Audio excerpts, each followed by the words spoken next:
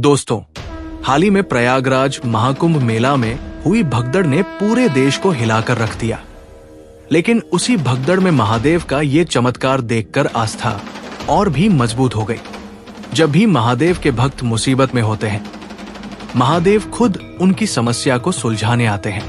दोस्तों, जब आप महादेव के इस चमत्कार के बारे में जानेंगे तो निश्चित ही आपके हाथ भी ऊपर उठ जाएंगे और आप भी महादेव को याद करने लगेंगे।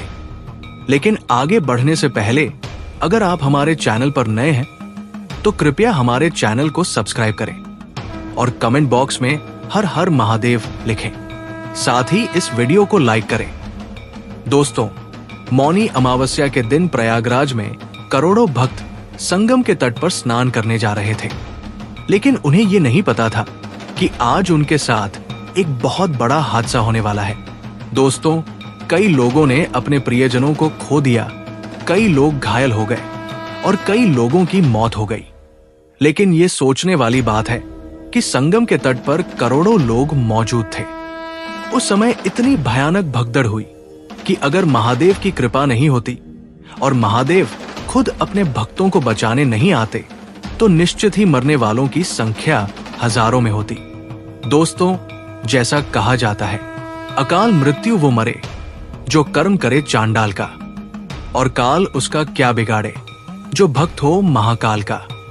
दोस्तों, दिल्ली के रहने वाले विपुल शर्मा अपने परिवार के साथ, जिसमें उनकी पत्नी और 12 साल का बेटा शामिल था, प्रयागराज महाकुंभ मेला में मौजूद थे।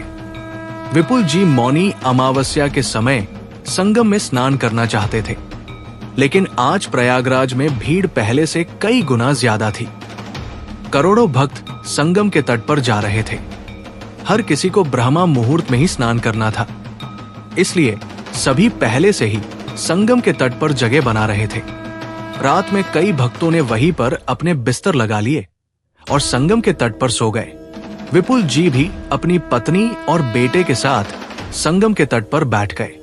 लेकिन आसपास लाखों नहीं बल्कि करोड़ों भक्तों की भीड़ थी। रात करीब 12:08 बजे अचानक पीछे से भीड़ संगम के तट की ओर आने लगी। करोड़ों लोग बैरिकेड तोड़कर आगे बढ़ रहे थे। जैसे ही विपुल जी ने भीड़ को आगे बढ़ते देखा, उन्होंने अपने बेटे को कंधे पर बैठा लिया और अपनी पत्नी का हाथ पकड़ लिया।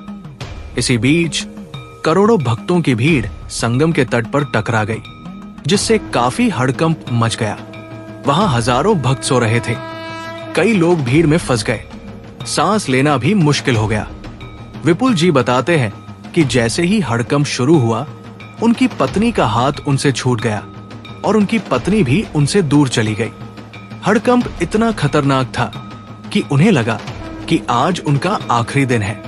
वे बस अपने बेटे को किसी तरह बचा रहे थे। लेकिन संगम के तट पर कीचड़ होने की वजह से उनका पैर फिसल गया और वे वहीं गिर गए। उनका बेटा उनके ऊपर गिर गया। उन्होंने अपने बेटे को हाथों से ढक लिया ताकि भीड़ उसके ऊपर न चढ़ जाए। लेकिन भीड़ छोटी नहीं थी, बल्कि करोड़ों लोग इधर उधर भाग रहे थे और एक दूसरे को धक्का दे रहे थे। कई भक्त जमीन पर गिर गए, जिनमें से कई लोग बुरी तरह घायल हो गए। विपुल जी बताते हैं कि जब वे जमीन पर गिरे तो उन्होंने हार मान ली और सोचा कि अब मैं और मेरा बेटा नहीं बचेंगे। उन्होंने पूरे दिल से महादेव का नाम लिया और कहा, महादेव, मेरे बेटे और पत्नी को बचा लो। इसी बीच एक अघोरी साधु उनके ठीक बगल में खड़े थे। वे भीड़ को विपुल जी से दूर हटा रहे थे। उस अघोरी साधु ने विपुल जी के बेटे को कंधे पर बैठा लिया और विपुल जी का हाथ पकड़कर उन्हें एक सुरक्षित जगह पर ले गए। इसके बाद विपुल जी ने देखा कि वो साधु वहां खड़े होकर कई लोगों को बचा रहे थे। उन्होंने कई लोगों को भीड़ से निकालकर सुरक्षित किया। कुछ देर बाद विपुल जी ने अपनी पत्नी को ढूंढना शुरू किया। जब उन्होंने अपनी पत्नी को रोते हुए देखा तो उनकी पत्नी ने बताया कि वो भीड़ में फंस गई थी। लेकिन एक नागा साधु ने उन्हें भीड़ से निकालकर विपुल जी के पास पहुंचाया। विपुल जी को समझ आ गया कि वो कोई साधारण नागा साधु नहीं थे, बल्कि महादेव के अवतार थे।